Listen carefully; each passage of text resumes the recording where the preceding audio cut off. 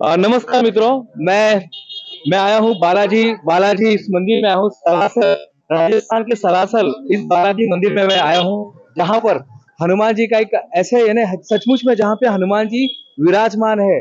और संत श्री मोहन दास जी, उन्हीं की कृपा से यहाँ पर हनुमान जी जिन्होंने वरदान मांगा था कि हनुमान जी यहाँ पर विराजे, तो आज भी वो यहाँ पर इस मंदिर के अंदर प्रवेश द्वार श्री बालाजी मंदिर सालासर धाम यहाँ पर विराजमान है। मैं आपको हनुमान जी के बारे में 5 महत्वपूर्ण चीजें यहाँ पर बताना चाहता हूँ। जो लोग हमारे चैनल को देखते हैं और वो लाइक करते हैं और नई नई बातें सीखने में हमेशा जागरूक रहते हैं। तो विद्यावान गुणी अति चातुर। देखिए, विद्यार्थी के अंदर कौन से गुण होने चाहिए? विद्यावान गुणी अति चातुर, यानी उसके अंदर विद्या तो होना चाहिए, विद्यावान होना चाहिए, गुणी होना चाहिए। जो 16 गुण है वो सारे गुण उसके अंदर होने चाहिए, लेकिन उसी के साथ साथ वो चतुर भी होना चाहिए, स्मार्ट भी होना चाहिए। आज का विद्यार्थी मैं देखते जा रहा हूँ, मोबाइल स्मार्ट होते जा रहा है और वो बुद्धू बनते जा रहे हैं। तो कहीं ना कहीं भगवान जी हमें बताते हैं कि विद्यावान गुणी अति चातुर। तो हमें क्या करना है? चतुर भी बनना है। तो हमें एक कहानी के द्वारा मैं बताना चाहता हूँ कि हनुमान जी ने कई जगह पे ऐसे बताया हुआ है कि उन्होंने अपनी चतुराई का उन्होंने प्रत्यक्ष प्रमाण दिया हुआ है हनुमान जी ने। तो विद्यावान गुणी अति चातुर। दूसरा, हनुमान जी एक ऐसे भगवान है जो कभी फेल नहीं हुए। आज देखेंगे कि आप इस पृथ्वी पे रहने वाला हर इंसान कभी ना कभी फेल हुआ है, किसी मकसद में, किसी काम में, किसी लक्ष्य में, किसी पढ़ाई में। लेकिन हनुमान जी एक ऐसे भगवान है जो आज तक, जिनको ऐसे ऐसे काम दिए जाते हैं, हरकुलस टास्क बोला जाता है, हरकुलस टास्क को उन्होंने पूरा किया है।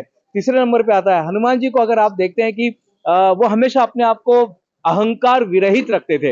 उनके अंदर कभी अहंकार नहीं आया। उन्होंने एक जगह बताया हुआ है कि मैं तो इतना मेरा तो चेहरा ऐसा है, मैं तो इतना अभागा हूं कि मेरा चेहरा अगर कोई देख लेता है तो उसे दिन भर खाना नहीं मिलता है।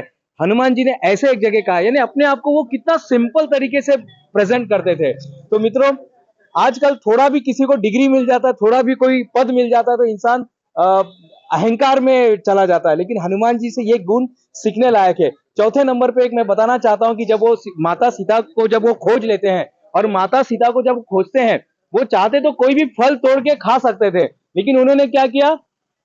उन्होंने आज्ञा मांगी। बोले, माते, मैं बहुत भूख लगी है, मुझे बहुत भूख लगी है, आप अगर आज्ञा दे तो मैं ये फल तोड़ के खा लूं क्या? तब माता सीता उनको आज्ञा देती है। उसके बाद की कहानी हमें पता है। यानी जिनके पास इतना बड़ा सामर्थ्य था कुछ भी करने का, वो जाके माता सीता से वो आज्ञा मांगते हैं। आपको भी आज्ञाकारी बनना पड़ेगा। आप जिस कंपनी में काम कर रहे हैं, जिस माता पिता के साथ रहते हैं, जिस कार्यालय में काम करते हैं, जो बिजनेस आप चला रहे हैं, आपको आज्ञा का पालन करना पड़ेगा। आखिरी नंबर का जो गुण आता है, हमेशा हनुमान जी को जब भेजा जा रहा था लंका में, वो चुपचाप खड़े थे। और जब वो लंका में अपना टास्क पूरा करके आते तो वो आगे नहीं आए, वो ऐसा लीडरशिप नहीं दिखाए, वो हमेशा पीछे रहते थे और लोगों को आगे करते थे। हनुमान जी, सर, मैं बताना चाहता हूँ कि वो हमेशा पीछे रहे।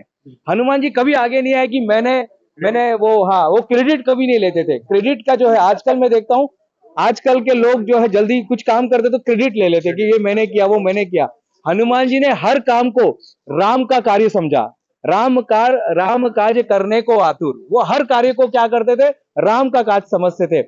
और आज भी मैं आपको यही बताना चाहता हूँ, इस माध्यम से, हनुमान चालीसा के माध्यम से, तुलसीदास जी ने जो हनुमान चालीसा लिखी है, उस माध्यम से बताना चाहता हूँ, क्रेडिट लेना छोड़ दीजिएगा। और देखिए, जब आप ग्रेटिट्यूड में रहते हैं, हमेशा हाथ जोड़े, आप देखेंगे हमेशा हाथ जोड़े वो रहते थे। इसका मतलब है आपको धन्यवाद में रहना है। मित्रों, मैं प्रोफेसर डॉक्टर दिनेश गुप्ता फिर मिलूंगा इसी तरह से एक नए अध्याय के साथ, एक नए विश्वास के साथ, एक नए सीख के साथ। तब तक के लिए धन्यवाद।